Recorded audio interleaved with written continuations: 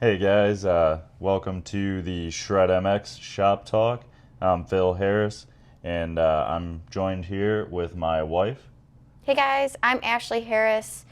We're using this channel to talk about all things moto. So that's fitness and nutrition, injury prevention and maintenance, local races that we do, amateur nationals, pro events, current happenings in the sport, and really just everything in between. So we actually are just wrapping up a weekend of racing at Summit Indoors. So for those of you that don't know, that's our local indoor series here in Ohio. It's held at the Summit County Fairgrounds and is part of Viva Ohio MX. So we actually had a really great time. So Phil, tell me a little bit. We practiced Thursday, and that went pretty well, don't you think? Yeah, I guess you call it the weekend, started off on Thursday for us with practice, and then we rolled into Friday, and it, it wouldn't be Summit if it wasn't nice and cold and snowy.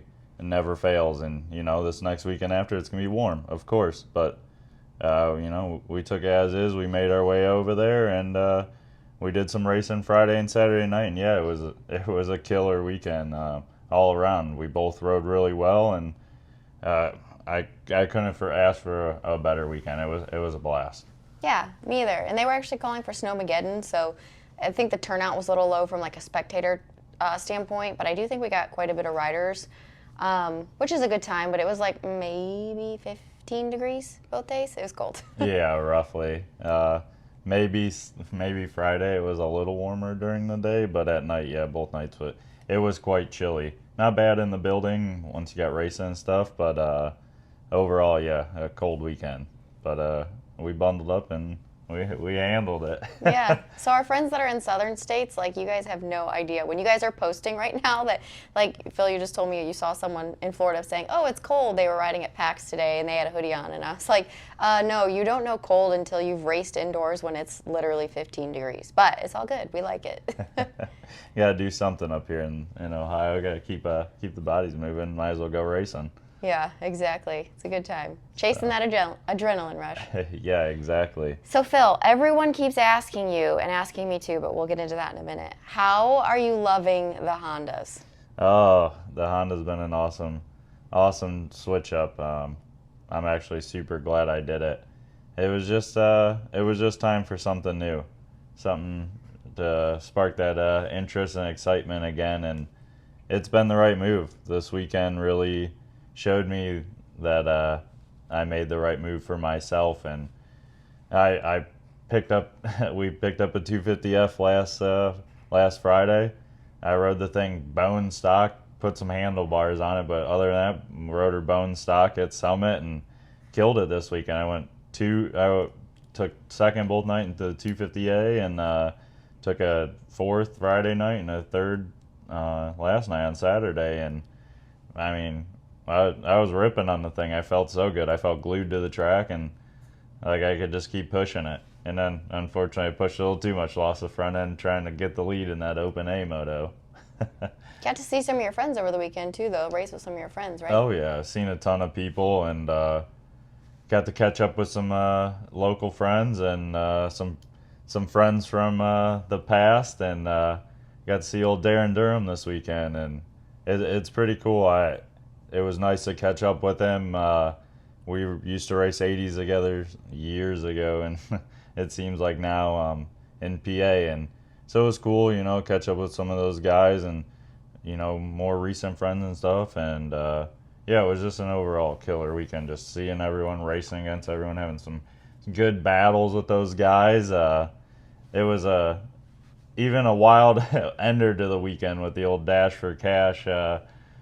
We had a little scrapper right off the first lap. Got into Darryn a little hard, and then he lost front brakes, and he pile drove me in the next corner, and we got up and had a nice hug in the middle of the corner. It was quite hilarious, but it was a fun time. Yeah, it looked like from a spectator point of view, because I was standing right there, it looked like a really bad takeout move.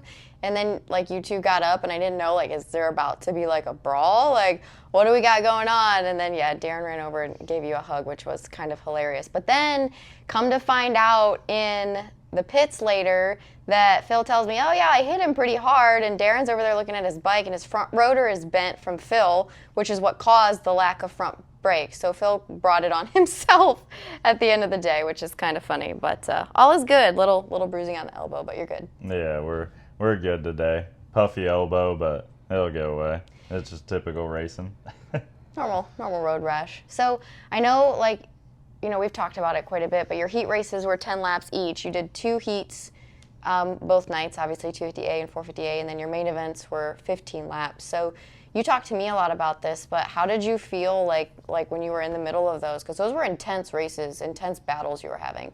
Oh yeah, we were battling the whole time, but like I told you over the weekend, and I'm not, you know, this is just straight honesty, is I feel night and day better, just even from last year. Like, I rode well last year, and I had pretty good pace and stuff, but man, like halfway through those mains, I'd be cooked on like a 15 lapper, and I'd just be hanging on, and I'd be breathing heavy. But you know, this year, like, I got through those 15 lap mains, and I was sitting there for the interviews, and I was barely winded, and it's just a huge statement to, you know, the fitness and stuff that I've put in, and you know, it's huge, you know. So any of you guys out there listening, you know, like, come on, you know, if you want to make a change, let's do this. Come on to Shred. Let's help you guys out. It's helped me out huge. Like, I mean, outside of like injuries and everything else, like,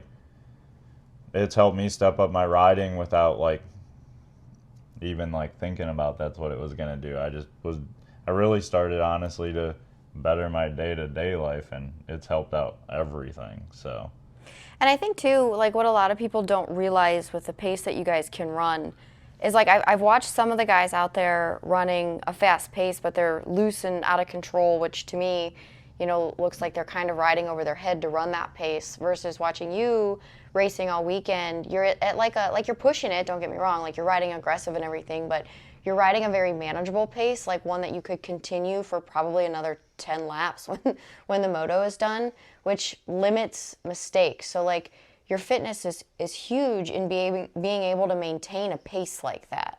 oh, without a doubt. I mean, like I said, without the fitness that I have this year, I would have been in the same situation I was last season. Like, I would have been gassing out and everything. So, I mean, last year about this time was when I was starting to get heavy into it and doing it, you know, on a consistent basis. Now here we are a full year later, and I mean, I've talked to you a bunch about it, like watching the pros and everything, not understanding how, like, these guys sometimes they have such they call like a built up base of like fitness and everything, that when they're riding, that they can sometimes have a lead or whatever it may be, and they can manage and then pick it up or whatever they need to do. And I never understood that, but here we are like a year later, and I can honestly say, like, I feel like I have that. Like, I can ride at a high pace like that in control, and at times still feel like I could give it more if I needed to, and do it for the whole moto. Yeah, that's important, running that class for sure. Yeah. So one thing I feel like too, a lot of people think, I mean, yes, we love dirt bikes, that's our life, but we both have jobs. So, like, even though we talk a lot about fitness and dirt bikes, like, we both work. So, like, fitting it into our schedules, like, if you make excuses that you can't fit it in, that's all you're ever going to do is make excuses. Like, we get up at 4:30 in the mornings on the days you have to go to work so that we can get the shit done before work that we need to get done, and then go to work and make our money so that we can play, right? Like, it's not like we aren't all dirt bikes and fun and fitness and nutrition. Like, we also have to make money. And I think some people, it's easy to look at us from the outside looking in and be like, oh, that's probably just their life. Like, it's not. I would love for it to be, but we're both hustling. Oh yeah. I mean, still got to get up and go to work every day. And like you said, getting up at 4:30, I am far from a morning person, but on those days that I gotta go to work, I do get up early, and it's not the longest workout, but I still get my work in, and I like to get it done in the morning. I don't.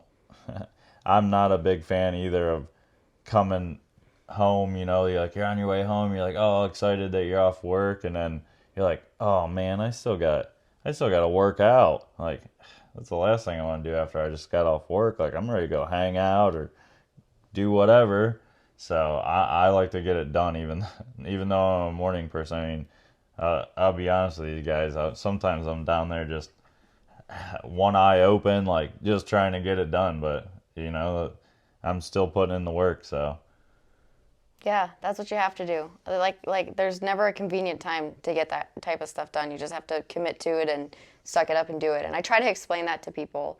So yeah, that's something I've talked to Phil a lot about. Like, yes, I write the workout programs. Yes, he's my husband, but at the end of the day, I can write him the best workout possible. But if he doesn't do it, that's on him. He's down there putting in the work. He's got to do that, and he's seen the benefits for sure in his racing, which is incredible and obviously makes you want to keep pushing. oh, without a doubt, it's just see where we can go from here.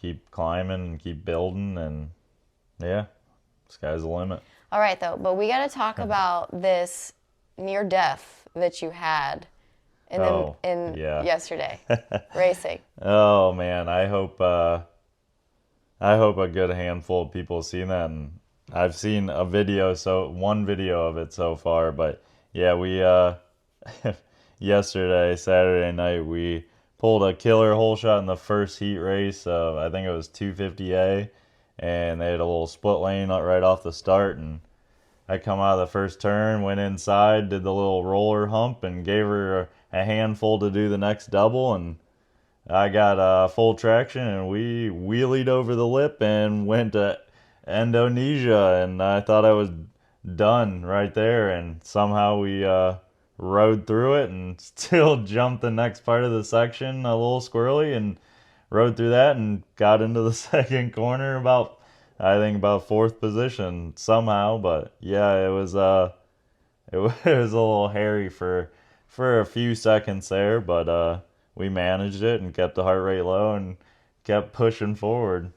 So one thing too that like I know you told me that saves you in those, which I've really had to learn in my riding, is staying loose on the bike in the air when that stuff happens, like when you're getting a little out of shape. It's like natural to want to stiffen up and tighten up, like, oh crap, like I'm going over, or the bike's way too far sideways. Like you want to stiffen up and like be scared, but in that instance you told me that you didn't.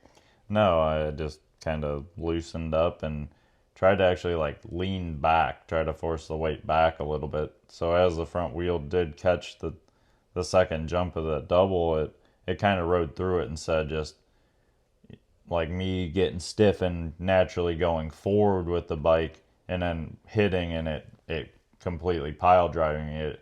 It kind of kept all the weight back, and I kept loose, and that I feel like that allowed the bike to take more of it than for it to send me and the bike forward and over. So yeah, it kind of saved me because of that. Yeah, and I've watched you save so many things like over the years. We've been together for 12 years. So like I've watched you riding for all these years, and I've watched you save so many things that like I've told you before, like if that happened to me, I'd be laying on the ground on the other side for sure. Like I've just watched you save them, and like I've learned over this time that it's not that pro riders don't make mistakes. It's not that like you guys are these perfect riders, but you know how to correct for them. You know how to save them because you're so comfortable on your bike. You've put in the time. You've got like just the correct body language on the bike and the ability to bring it back when it does get a little hairy. Not always, things happen. Obviously, had your fair share of injuries, obviously, but yeah, just watching you be able to manipulate the bike the way you do sometimes is insane. Yeah, it's taken a long time to learn that stuff though. I mean, learn that it's better to stay loose in situations and not stiffen up when the bike kicks all awkwardly. And I will say too, a lot of that being able to correct this stuff comes along with good form and everything too. you ride with bad form and you get out of control, it makes it even harder to control it. And I will say, with Moto too, in those situations, it's a lot like where your eyes are looking. So if you can, even if you get a little crooked, if you can keep your eyes looking out ahead of you and not straight down or anything like that, and you kind of stay on the gas, a lot of times it'll straighten you out. But it is learning to kind of ride with what it's giving you sometimes. And that's one thing we actually talked about too about this weekend with my racing. So I raced the women's class both nights. Usually I only race Friday night because the schedule starts a little later. We can show up at 5:30 and do like practice and then mains right after. But on Saturday, they start the amateurs it used to be 11 o'clock. So for me to have to be there at 11 and none of the pro stuff starts until 5:30, it makes for a long day. Viva actually bumped it back a couple hours this year, and I had so much freaking fun on Friday and enjoyed myself that I was like, we woke up Saturday morning, it was like 10:30. I'm like, I think I want to race again tonight. So everything was still in the trailer. We just loaded up and left again. But that was one thing we talked about because, it's funny, just like any indoor track, there's a little catapult. It's a decent sized catapult jump. No problem hitting that, but a couple of the littler rhythm sections I was struggling with because they were right out of turns. And one thing we talked about was my eyes. So coming up to that catapult, I know that's a big jump. So coming through the corner, halfway through the corner, I already had my head turned, looking at the jump, like prepared to hit it. So it was no problem to hit it. Versus those smaller rhythm sections, I was like fumbling around in the corner because the lines were a little bit like chewed up. So I'm like looking too much down in front of me and not, like following my head through the corner enough. So by the time I looked at the rhythm section, I was like damn near on top of it and didn't have enough momentum to hit it. So like it makes me so frustrated sometimes with myself. Like I super love racing, and that's why I enjoy continuing to make progress because there's so much progress to be made. But it's so frustrating when like those smaller rhythm sections get me, but I'll go out there and hit the biggest double on the track. Like sometimes the mental side of it is frustrating. Yeah, it can be frustrating to watch sometimes. I don't know. Thanks. Yeah, no problem. I just I know your ability, so sometimes I'm like, what are we doing? You're gonna jump the biggest thing on the track, but we're not gonna do the smaller stuff. But I get it though. Indoors are tough. There's not a lot of room for error, as I almost found out, but Yeah. we survived it.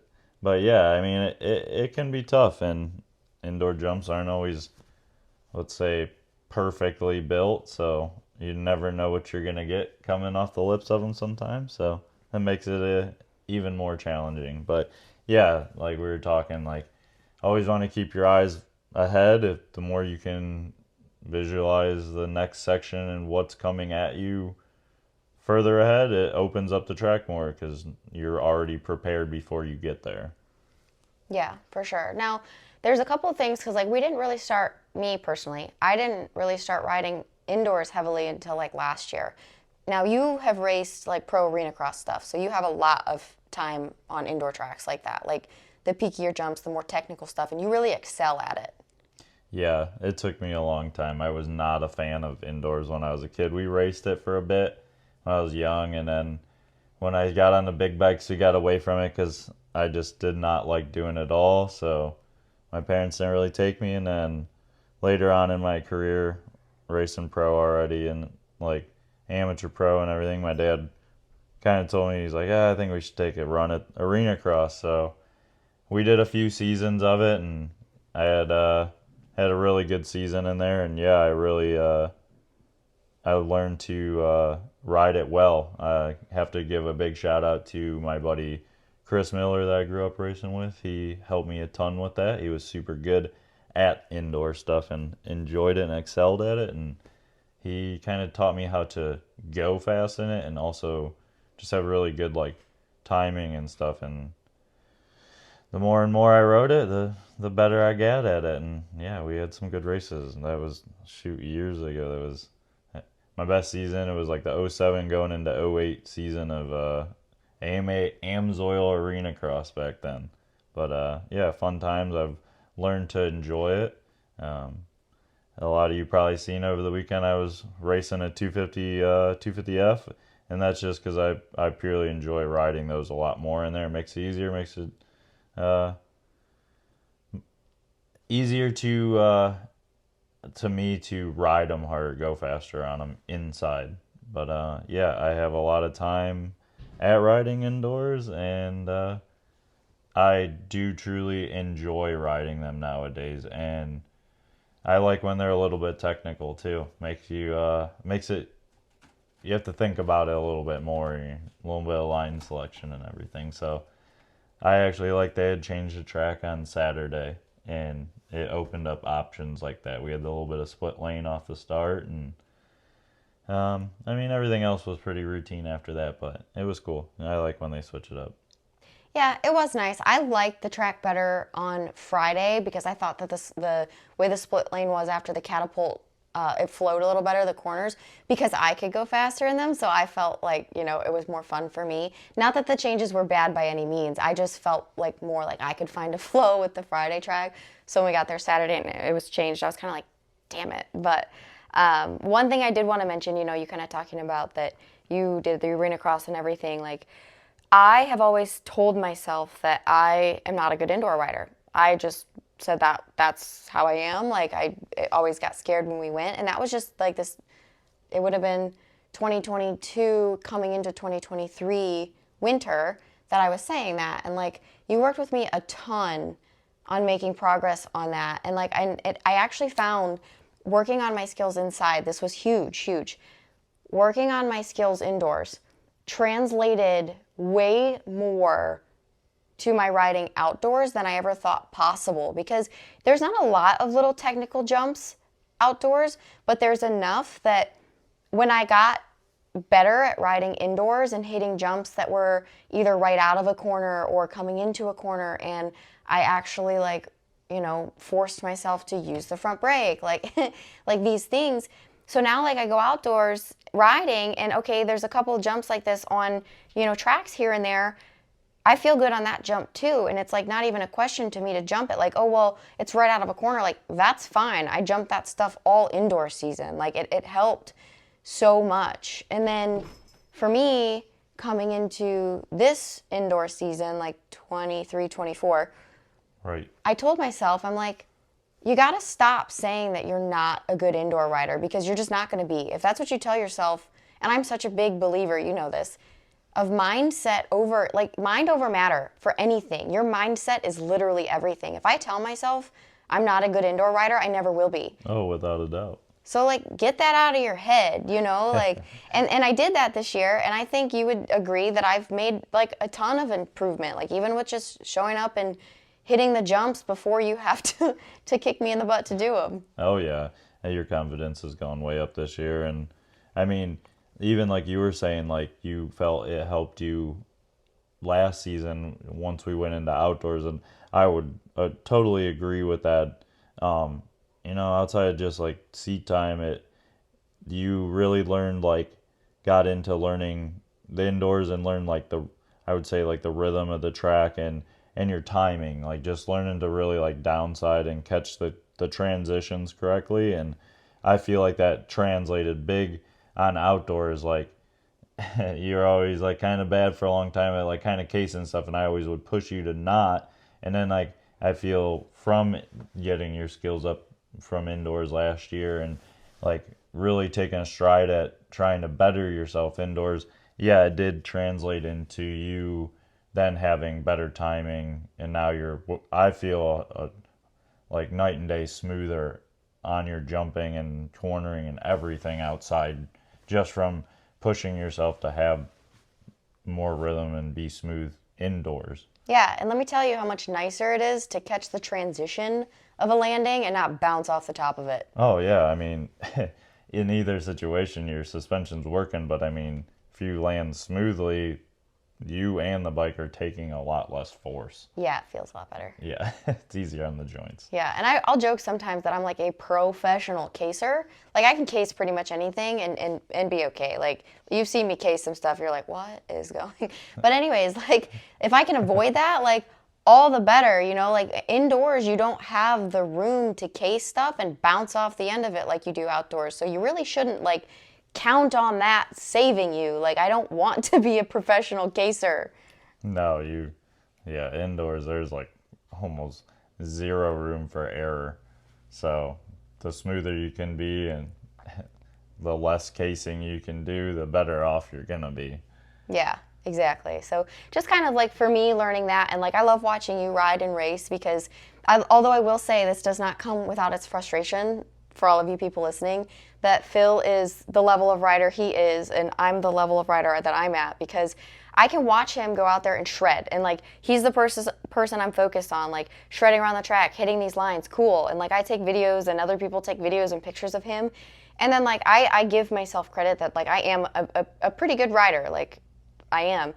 But to watch him and then like watch a video that someone took of me, it's like, it's seriously like I have to try really hard not to get discouraged because of how good of a rider you are. Like that's a serious thing. Like, I mean, not to be dumb, but like I watch you ride all the time and then I'm just still over here like struggling to do some of the doubles. Like sometimes that sucks, but I love you for it.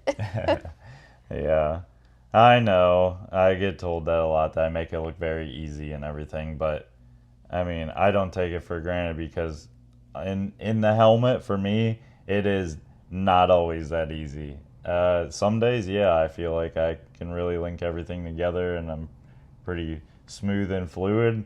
Some days, it may still appear that way to everyone, but in the helmet, it is a little bit, some days it's a little bit forced and I'm fighting it a little bit. So, we all have our days, even us in pro class, we're not always hitting everything perfect or feel perfect, even if it might look like it, we have our off days too. So I do appreciate it though, like when everyone comes up and does give me the compliments on my riding, or you always are pumping me up about my riding, because I'm not always great at having the utmost confidence in myself, but I've gotten better, and I appreciate you always being there for me for that too. So Yeah, of course. It was cool too. Like there was a couple little kids. You can tell. What'd you get to do? no, it was super cool. It kind of made my night. I'm 35 now. Like I'm still racing like local pro. Like I never really did big pro stuff outside of the AMA Arena Cross, but I got to sign a couple kids a t-shirt and a hat over the weekend, and it was just really neat. Like I don't get asked that stuff too much, so it was nice. Like I remember being that young kid when I was real young, going to Summit indoors and racing and stuff, and then watching the pros and then wanting their autographs. So it was cool to be on the other side of that and kind of make their day. So yeah, it was nice. It was cute. Yeah, they were little kids and they were like looking at him all like starry-eyed, and I'm standing back there and they're so excited just to get his autograph, and it was fun to watch. It was a really cute moment, for sure. So yeah, I guess like with Summit, we both had a great weekend. I won the women's class both nights, even with struggling through some of the rhythm sections. But man, like I've been loving riding. Like, and now that we've got you the new Hondas, like, which I want to say it was not intentional that we got 2 new bikes that quickly, but when Phil told me that he was like really loving the Honda, okay, so we'll talk about this for a minute because I keep getting asked, when am I getting a Honda? I am not committed to getting a Honda. However, when you first got that 450, we took it up to Super Coops, and I rode it. And I explained this to a couple people, but okay, so I rode his other 450s before, and I actually like them in the sand, especially because you can crack the throttle and man, they go like no, that. They'll just float across the sand, especially with you. Yeah, no weight on them. Yeah, I'm like, this is sick. So I like 450s up there, and I've actually rode it like in some clay too. Like I do kind of at some tracks wish that the women were able to race the 450s. Like I could probably get away with it, but not enough to buy a 450, right? So they, for those of you that don't know, limit the women's class to, they cap us at 250s. Whatever, cool. So I'll ride 450s, I'll ride Phil's 450 once in a while just for fun, like try it out, So we get the new Honda 450, we go up to Super Coops, and I asked him before I took it out, I'm like, are you cool if I dump it? Like, have you rode it enough now and like scratched up a little bit? Like if I dump it, it's not gonna be a big deal. And he laughs and he says, yeah, that's fine. So I take it out there, and like I don't carry enough momentum, especially like for any of you local people, Michigan people that have been to Super Coops, you know how deep the sand is up there. For those of you that haven't been there, it's like a beach sand. Yeah, Like it's deep. It's just a pit. It's endless. It's beautiful though. So fun to ride. Like you can like just and that's one thing I love about sand. That is a whole nother podcast topic for sure. Yeah. We'll talk about sand. But anyway, it's deep. You can just put the bike anywhere. But on a 450 for me, I don't carry enough momentum, especially on like a little bit of the sharper turns, to get through them super well. Like on the other 450 on the Cowie, I would come through them slower than obviously you, much slower than you, but slower. And the bike would want to start to dump in, like tilt into the corner and like put me down.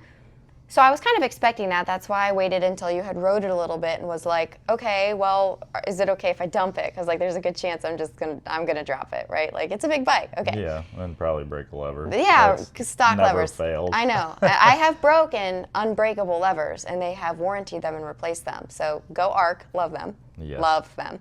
But anyway, little shout out to them there. Right, number one lever, baby. Yeah. Okay. So the 450. Get it out there, and like the one corner I came into, and like I could feel myself like going slower than I should have been, and I'm like, okay, well, it's not my bike, whatever.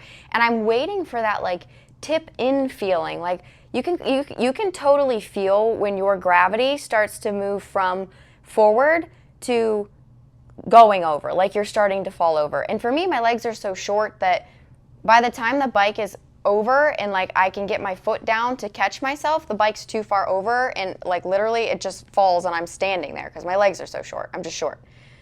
So I hit this corner and like I'm expecting that to happen, right? Okay, and then the bike just like, so I come into this corner and I'm waiting for that feeling. I'm like, oh, like I'm starting to feel like I'm gonna fall. Well, I just got on the gas because that's how you fix anything on a dirt bike, mostly. Just get on the gas. Yeah, get on the gas and ride it out. Yeah, so I get on the gas, and that Honda, it just steered down. I got on the gas, and it came through the corner like butter. Like butter. Right, like fluid, like it was water. Like I meant to do that. And I'm like, God damn, I wish I did mean to do that, but that was sick. So anyways, I rode it a few more laps, and then I rode it a few more laps, and I came back with this big old smile on my face, and I'm like, man, that's a 450, and I enjoyed it, like, in this deep-ass sand, too. So anyways, okay, fast forward, a couple months, we were, like, practicing some indoors, and we knew Summit was coming up this weekend, and literally last Friday, so a week before Summit, Phil says something about, oh, Summit's next weekend. He's like, I like the 450 indoors, but man, like, I'd like a 250. Like, I just enjoy riding the 250 indoors.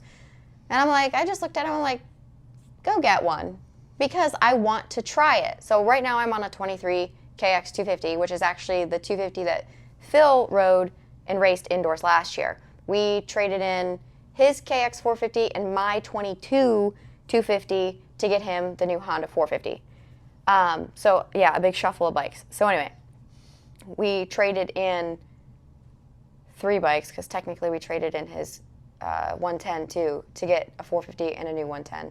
Anyway, so now we were down to that new pit bike. Come on. Yeah, the fuel injected one. Yeah. So anyway, now we were down to the new Honda 450 in my 23, which was again Phil's 23 KX250. And I told him, I was like, I really want to try a Honda 250. So like we were all about like kind of planning on getting a 250 again for him come springtime, so I could try it mainly. And that way, when I'm ready to get a new bike at the end of this year, I could decide whether I wanted to go Cowie again or Honda. Well, then it was like he was talking about wanting a 250 to race indoors, and I'm like, I want to ride it anyway, and it's going to benefit me. Like, let's be real. What's his is mine, and what's mine is mine. That's how marriage works. Of course. So anyways, I'm like, let's just go get one. Like, what does it matter in the long run? So we went and got it and literally picked it up on Friday from Thrill Point. They have Thrill Point in Medina, Thrill Point Motorsports? Yeah. In Medina. Steven there has hooked us up for every motorcycle we've bought there, and we've bought, I can't tell you how many motorcycles from there in the past couple of years. Oh man, they got everything you want in there. Yeah, and he's just they'll super take care of you. Yeah, super cool guy. And they literally, he's just a nice guy. Like, this isn't a plug like they sponsor us. They don't. He's just a cool guy. Anyways, Thrill Point in Medina. So, Phil went and picked it up on Friday last week and came home, swapped the bars so that they were a little bit more comfortable, and we literally loaded it up and took it to Route 62, which is another local indoor track around here, and rode it Friday night because... Yeah, I put 2 sessions on it, and then then we headed to Summit this Thursday to ride, and that was the second time I got to get on the bike. And Yeah. just ripped it this weekend. I had a good time though. Bone stock. Yeah. Killed it. It was good. It all worked out really well. Like even for stock suspension, it handled really well. Made a couple minor adjustments to it. Slowed the shock down a couple clicks and turned the high speed in a little bit. But other than that, overall it worked really well all weekend, and it felt amazing. So I was pretty stoked on that. Yeah, and because of the mad rush of getting that thing and only having a few chances to ride it and then him racing it, I haven't got to ride the 250 yet. And with it being indoors, like I'm planning on it, but the sessions are kind of crazy indoors. Like a lot of times Phil and I end up on the track at the same time, which I can ride his bike, but for him to ride mine, it's not really enjoyable because my suspension is so much softer. So just kind of waiting till like an opportunity to try it out when, I have just some time to ride it. But anyways, I will not make a decision on what I want going forward until I get to ride this 250. But that is why we got a 250 so quickly, is so I could try it too. And there, I told you, Phil, that like there's this feeling in my belly that I'm like, I'm gonna ride this Honda 250 and I'm gonna freaking want one. And I'm supposed to stay on my bike until the end of this year, so that should be interesting. But we'll figure that out when the time comes. Yeah, we can. We'll go from there. Yeah. If anything, I guess if you like it and we can't swing another one, we'll just put you on mine because I probably won't ride it a ton for outdoors. So Yeah, not for outdoors. I did think about that, but especially like just for. Although last year you started racing your 250 outdoors and you liked it. I did like it. I just found that at certain tracks when I didn't take it everywhere, but when we did take it, when I decided I wanted to race it, it was like I found that some tracks I get there, take the 450 out. I'd feel just okay. I get the 250 out. I feel like I was screaming, flying around the track, kind of feeling real good. And then I get back on the 450, and it was like kind of like it. The 250 showed me where I could be aggressive and push it a little more, and it's like it almost like translated and made me ride the 450 better. It was kind of cool, it was nice because when I was younger, I couldn't do it. I couldn't go back and forth. It always threw me off, and now it was nice. It was almost like something I could utilize once in a while. If I'm having a hard time on the 450, it's like I can switch back and ride something that's like feels lighter. Yeah, a little less power or whatever, but then it's like I feel like I can ride it a little harder. So then it kind of shows me where I can be aggressive or push it a little more, whatever it may be. So it's nice. It was fun to ride it. Yeah, and I think especially one thing that we've talked about is like the way you've utilized the 250 almost like a tool, because you can't. So a 450 has so much power. It's very easy to be lazy on one and still get around the track well. Oh yeah, without a doubt. A 250, you can't do that. So you go out there and rip that thing, and you got to be on it. And then if you go out there and ride, I'm not saying like that you go out and ride your 450 like you ride your 250 gearing wise, but pushing wise and aggression, it kind of like reminds you to like wake up, let's go. So like watching you between riding the two, like it's definitely apparent to see that you find some different like places you can push and stuff on the 450 after riding the 250 because you have to. Yeah, and it sometimes it opens up lines that maybe you didn't think about, because like I feel like on the 250, you got to keep that a little more rolling momentum. Like yeah, you got to ride them hard, but you got to keep that rolling momentum, which that type of stuff is what translates to the 450. Just that rolling smooth momentum. It's like, okay, well, I was using that line and yeah, I was like coming through with a lot of speed, but it was just good rolling speed. So, okay, I'm going to use that same line on the 450. Now I'm going through there with the same or increased rolling speed now because, hey, I opened up that line because I rode a different bike. Yeah, makes sense. So, it definitely, it has its good points to it, having both. Yeah.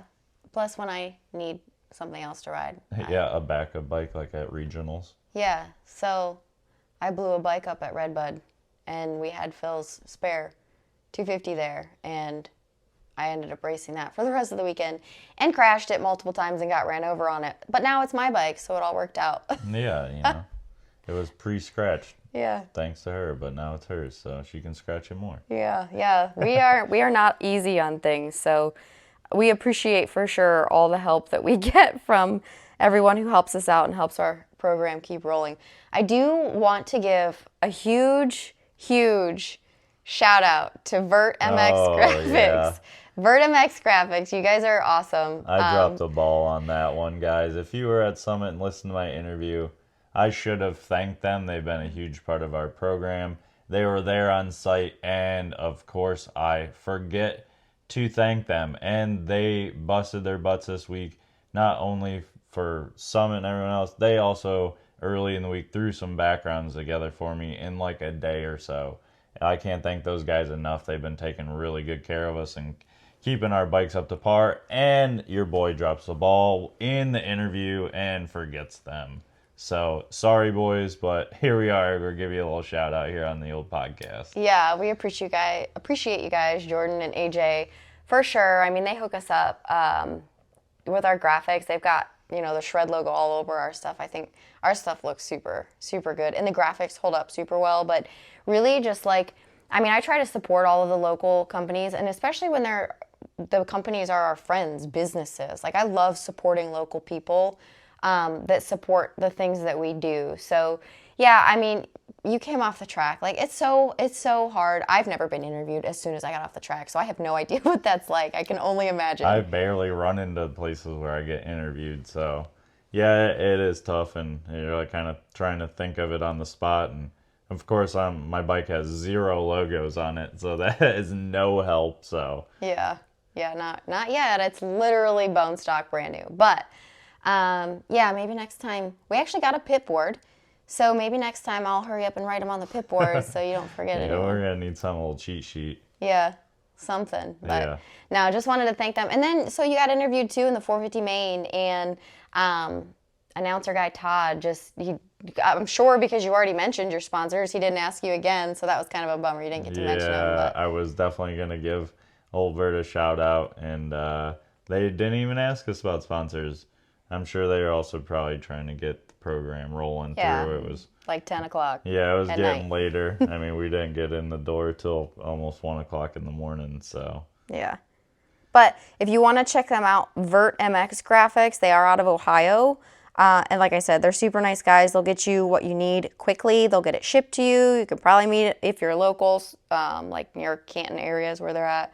Pick them up, whatever. They've done whatever we've needed and been super nice about it. We also picked up a couple cool new hats from them. I got a beanie. You got a cool... Yeah, I got a cool hat. It's super nice quality. Shout out to those guys. And I should say shout out to Jordan, because I know he's a hat guy, and I know he put some time into researching those hats, finding some good quality ones for all you guys to buy.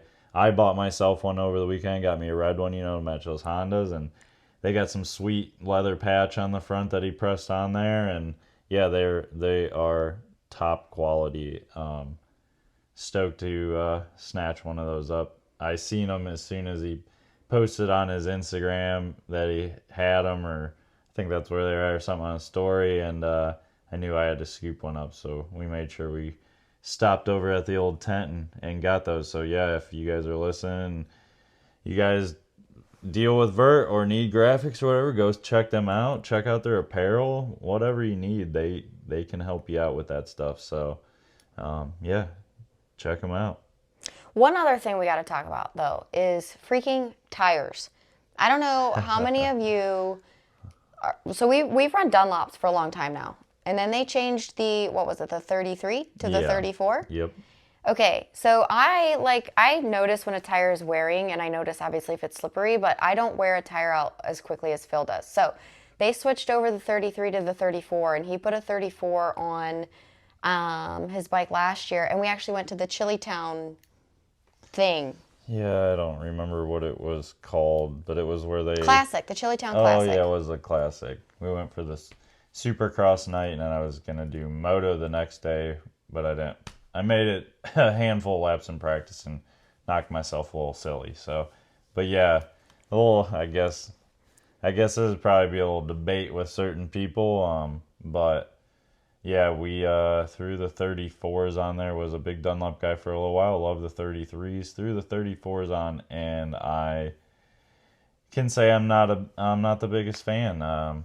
I struggled with them, and I didn't feel like I had that much traction on them. So yeah, we've been trying some different stuff. Thankfully, we got help from Smooth Speed here locally. He takes care of us for all our tire stuff. Corey, you know, he makes sure he orders them, gets them in for us. He mounts them up, everything. He takes good care of us. And yeah, we're kind of trying new tires, so we just picked you up that Michelin that we threw on for over the weekend. You said that you liked it. Yeah, it gets good traction, but I noticed, like, for me, like, I'm already rounding off the edges more so. Like, I would expect, and I've only had, like, what, 2 or 3 rides on it? Like, I would expect that tire to look like I think it just has Summit on it. yeah, so like the way my tire looks, I would expect it to look like that after you rode it, but so I just don't know that it's gonna last as long as I'm hoping it does. But I don't know if your 450 came with it, but your 250 has Pirellis on it? Yeah, so it's weird. I don't understand sometimes when bike brands do different stuff. So the 250 has Pirellis on it, the Scorpion MX32s, and then the 450 has Dunlop 33s on it. So I love those tires. So I mean, I'm just still rocking those right now on the 450. But yeah, they had Pirellis on there. I wasn't sure what to expect. I've never ran a Pirelli tire in my whole career. Um, they felt amazing the first night at 62. Even the track was already like a little slick and beat in when we got there that night to ride on Friday. And then over the weekend at Summit, like even in the slick stuff, like I seen some guys fighting it a little bit, and for me the whole weekend I felt glued to the track. I was getting traction all over, even on the 250s, like revving it hard and everything. So I'm pretty excited. I think I'm gonna start trying to run those. When I seen Corey last time, I asked him to get me those. He said, "Yep, no problem." So he said, "Whatever you need." So yeah, I think we're gonna try those out for a little bit. See how that goes. Yeah, your near-death endo is a testament to the traction those tires get. Yeah, it looks slick, but I got traction. Straight drove. Oh yeah, Yeah. that was scary. The other thing that was cool, different topic, sorry. The other thing that was cool about this weekend is this weekend, AP won Yeah, Supercross. you gotta throw that in there. Yeah, he's local to Ohio, and us being from Ohio, obviously, like gotta shout that out there. Yeah, it's well deserved though. That dude, he needed one. He kind of got robbed last season, and he came out, early in the season. He's made it happen. He rode well. He was killing it. So, right. And I have to say, every time I hear him talk or see his videos, I don't know whether to be proud that he's also from Ohio or embarrassed, but he is freaking hilarious. And seriously, he embodies everything that Ohio is. Like, is he a cowboy? No, not technically, but he's from Ohio, and we're all just kind of redneck hillbillies riding dirt bikes. So, hell yeah, here we are, run the cowboy hat. Oh yeah. No, but I think he's awesome, and congrats to him and his whole family and everything. So I thought that was pretty cool, and like you said, well deserved. Oh yeah, well deserved. Yeah. So just I guess what's next for us? We have a break this weekend. We'll probably go ride, somewhere. But the following weekend, which is like the first weekend, I should talk about my women's class. I'm doing a women's clinic on January 29th at Route 62. Super stoked on that. 10 spots available. They are filled up within I had a couple girls already kind of pre-registered. I had 5 spots left. It filled up within 2 hours. So I am super stoked. I just finished all of my training through the USMCA to be a certified dirt bike coach. So that's cool. Kicking Phil in the ass over here because he's got to get his finished too. I know. I just gotta get the training done, and then I will also be USMCA certified, which is exciting news. For myself and for all of you guys out there looking to train with us, since we will both be certified. Exciting things for Ashlee doing the women's only classes. I have a few things up my sleeve that I want to do this season. If you guys have been waiting to see anything, sorry I haven't done any indoor training.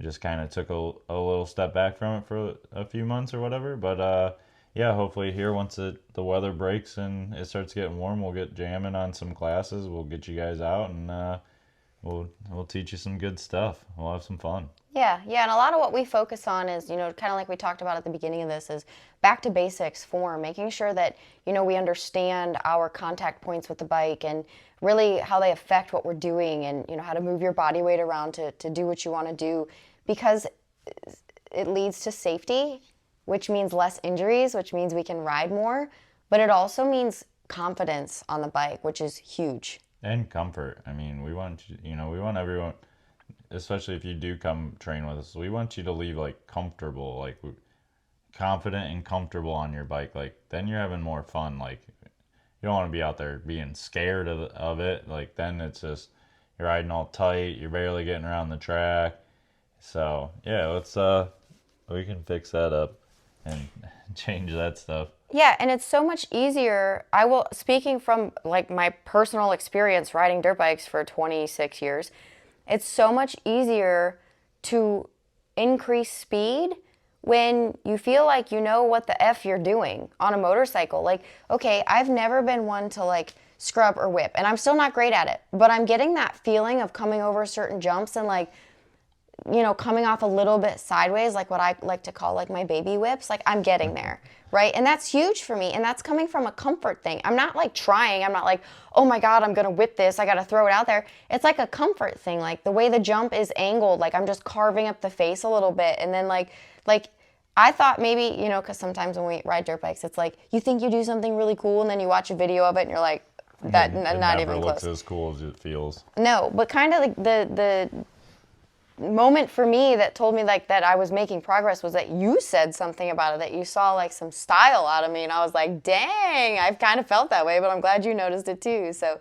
but yeah, you have to be comfortable, you have to be confident, you have to be aware of what you're doing and know and understand how like different inputs on the motorcycle are going to change it. Like seat bouncing. If you've never seat bounced anything before, I'm not going to tell you to go out and seat bounce it, because that 100% change how the motorcycle reacts when you hit a jump. Oh, without a doubt. You gotta know exactly where you're sitting and everything else.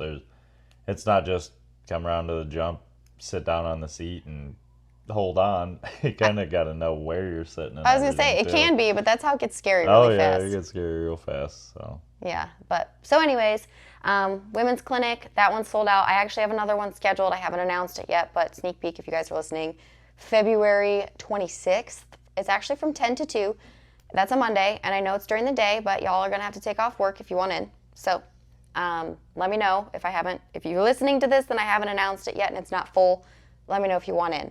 But other than that, the first week in February, there is a race it's another Viva Ohio round, and shout out to them too for putting on a pretty cool series. They just kind of took it over because Ohio has a whole bunch of different series going on, but that's the next round at Route 62 that we will be at. I'm pretty sure we're going to plan on racing both days. It's a Saturday-Sunday thing. Yeah, that's what the schedule is looking like. Yeah, see how it goes. So we got that coming up. I think there's another summit round in there somewhere at the end of February. Yeah, it would be like the third weekend, I believe, of February. So like a break, 62, a break, and then summit? Yeah. Okay. That sounds about right. And then the first week in March, we are going to Florida for Bike Week. We're going to go to the Pro Supercross. We're not racing the Amateur Supercross. Not this year. Not this year, maybe next year. It's expensive, man. And we have a 1,000-mile trip down there. That's just one way. So we'll get to do it again. We've raced it before, but so anyways, looking forward to seeing some of our friends that we made in our time living down there. So for the whole first week in Florida, we'll be down there. So other than that, just I guess shout out to, like I said, those people supporting us. We talked a little bit about Vert MX Graphics, Speed Technologies. He's up in Michigan. Ryan is his name, Speed Technology Suspension. He does an incredible job with our suspension. And I will tell you, if any of you are pro riders or you know pro riders, if they are so incredibly particular about their suspension, to say that we've been with Speed Technologies for 12 years now, 10 years now? 12 years 12 years is a testament to how good he does, because Phil is so picky about his suspension. So picky. Yeah. I want that stuff to work right, and it's nice too because I can reach out to him, anytime really. I might not always get a hold of him right then and there, but 9 times out of 10, like as long as he's not super busy with family or something like that. Everyone's got stuff going on, but he usually reaches right back out to me, helps me out with whatever I need. Even when I was on Cowies, we kind of did a little bit of suspension testing. I struggled with the front forks a little bit, and he went out of his way and figured out a whole different shim stack to do for me, so I had a little different feel for the forks and everything. He helped me out a ton, and that's why I just always stuck behind him, because he's always had my back. He's always helped me when I needed it, and he's always made sure everything was right for me, and we were riding nice and smooth out there. Yeah, me too. He's been hooking me up for a long time too, and I never have complaints. So, Ryan with Speed Technology Suspension, Corey over at Smooth Speed.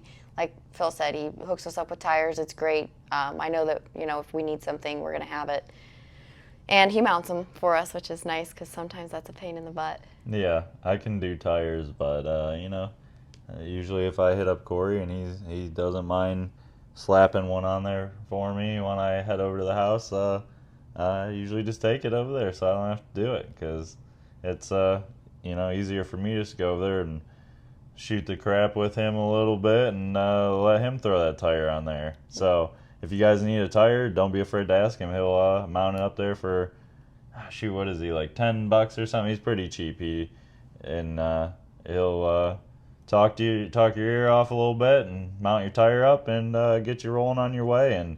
And don't think it's just dirt bike tires, guys. He'll do your street bikes, pit bikes, whatever. Especially pit bikes, man. Don't.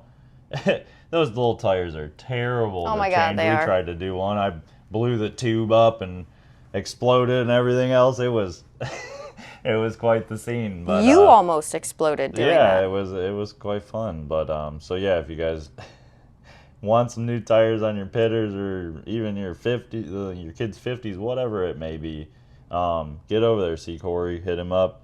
He'll take care of you. He'll get you pretty much any brand you want, I feel like. Yeah. You probably get a hold of it. So he takes care of us, and he can take care of you guys too. And yeah, we want to shout out some of our sponsors here. Yes, especially our local ones. Like I had mentioned, I really like to support local businesses, small businesses. Like we have a whole long list of sponsors. Fly, FMF, 100%, Chairbees. And I do appreciate everything they do for us. But those local ones, like those small businesses, like we're running a small business and it is hard. So like kudos to all of you and thank you all for supporting us in what we do.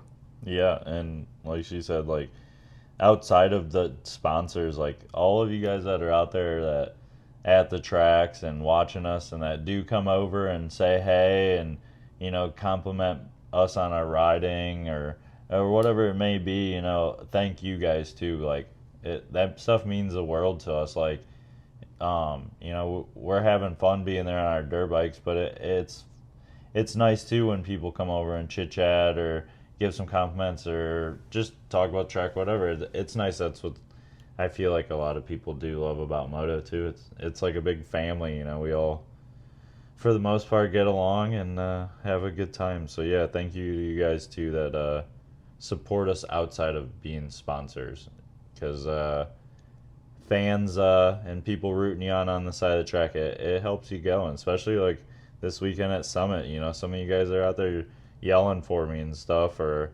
even Ashlee or whatever. Like we can hear you guys. It's nice when you're going around the track and you're hearing some hollering for you. It keeps you going. It keeps you pushing. So thank you guys. Yeah, and it's so cool to me. Like Phil's a good rider. Obviously, rides A classes. He's like the show everywhere we go because he's running that class. The A class is the one you go watch. But it's so cool to me when someone will come up to whether it's you or they say something to me or that like I was looking good out there. Or they got a video of me riding. Like, dang, no one watches the women's class. Like, I'll take that. So that's cool too. I appreciate it. I feel like maybe like doing this, there's not a lot of women, that really like do much in like motocross except for ride. So maybe this will bring like a little bit more awareness to the women's class.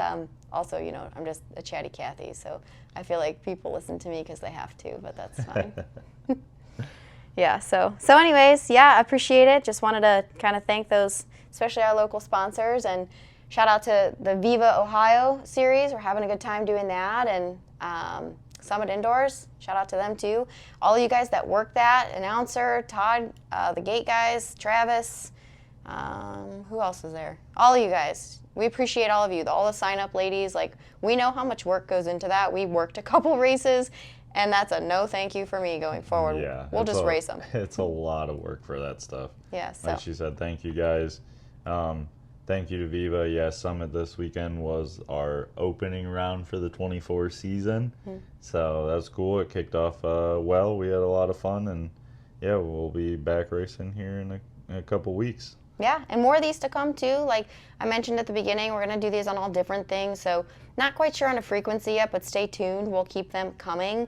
If there's something in particular that you want to learn about, send us a message. One of us, my Instagram, Mrs.Harris779. Phil's is FactoryPhil669. Or even send one to the Shred page. It's shred_MX conditioning. Shoot us a DM, let us know. We are the ones that are responding back. Like if you have questions, we'll do a podcast on it. We can answer your questions in there. But the biggest thing we're out to do is help riders and racers, feel good when they're riding, whether, you're 30 or 50, 18, it doesn't really matter. Like we want people to feel good and have fun when they're riding their dirt bikes. So, that's about it. And thanks for listening. Yeah, thanks, guys.